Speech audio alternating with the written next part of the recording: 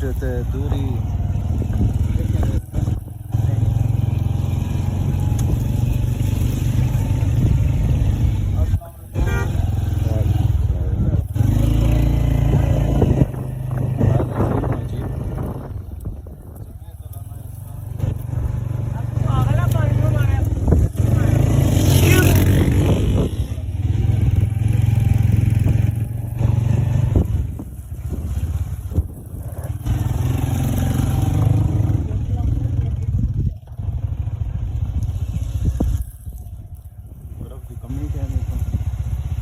मैं तो कहा था कि इधर घेन ते उधर करना है तो खींचे ना